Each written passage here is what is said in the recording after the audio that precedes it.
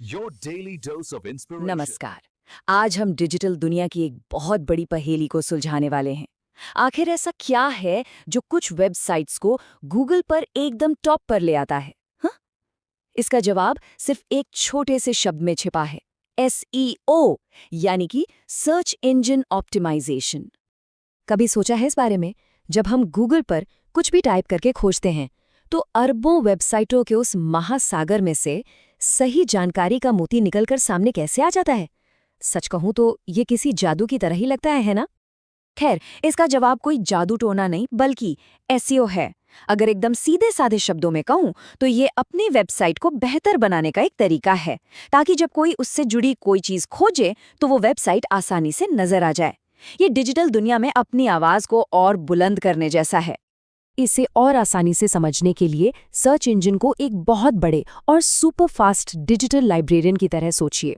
एक ऐसा लाइब्रेरियन जो इंटरनेट की हर किताब, मतलब हर वेब पेज को पढ़ता है और उसे बड़े करीने से ऑर्गेनाइज करता है।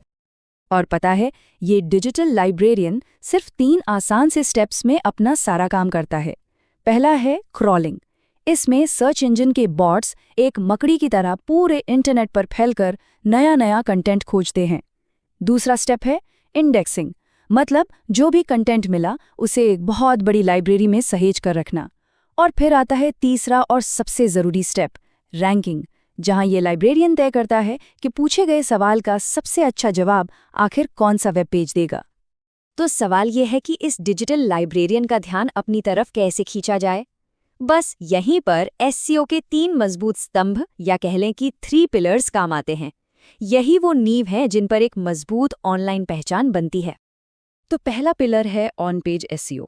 जैसा कि नाम से ही जाहिर है, ये उन सभी चीज़ों के बारे में है जो सीधे वेबसाइट पर ही कंट्रोल की जा सकती हैं।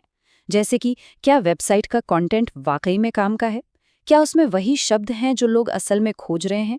ये सब इसलिए ज़रूरी है ताकि सर्च इंजन को एकदम साफ साफ पता चल जाए कि ये पेज आखिर किस बारे में है। इसे अपनी डिजिटल दुकान को साफ सुथरा और सजाकर रखने जैसा समझिए। अब आता है दूसरा पिलर, ऑफ पेज एसईओ। इसका सीधा सा मतलब है वेबसाइट की ऑनलाइन प्रतिष्ठा, या कह सकते हैं इज्जत। इसका सबसे बड़ा हिस्सा होते हैं बैकलिंक्स, मतलब जब दूसरी जानी मानी और भरोसेमंद वेबसाइट्स आपकी साइट को लिंक करती हैं। जितनी अच्छी जगहों से ये सिफारिशें मिलती हैं, सर्च इंजन की नज़रों में वेबसाइट उतनी ही ज़्यादा भरोसेमंद बनती जाती है। और हमारा तीसरा और आखिरी पिलर है टेक्निकल एसईओ। ये समझ लीजिए कि पर्दे के पीछे की सारी इंजीनियरिंग यही है। क्या वेबसाइट तेजी से लोड होती है? क्या ये मोबाइल फोन पर ठीक से खुलती है? ये सब वेबसाइट की नींव को मजबूत बनाने जैसा है, ताकि सर्च इंजन के बॉट्स को उस पर घूमने फिरने में कोई भी दिक्कत ना हो। ठीक है, तो ये सब इतना ज़रूरी क्यों है?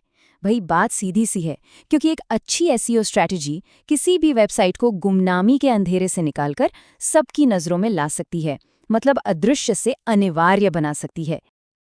अब जरा इन आंकड़ों पर एक नज़र डालिए। गूगल पर जो रिजल्ट पहले नंबर पर आता है, उस पर करीब 28.5% लोग क्लिक करते हैं।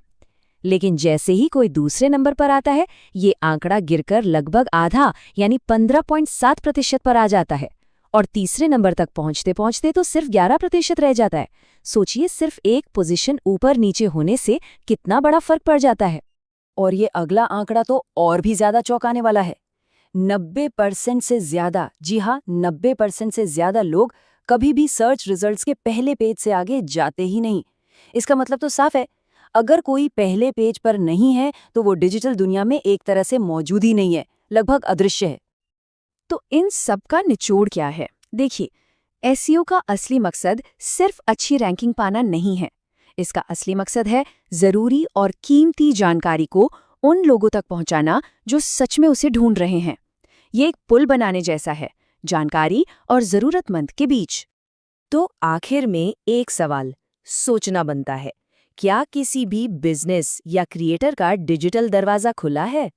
क्योंकि एसईओ ही वो चाबी है जो सही लोगों को उस दरवाजे तक लेकर आती है।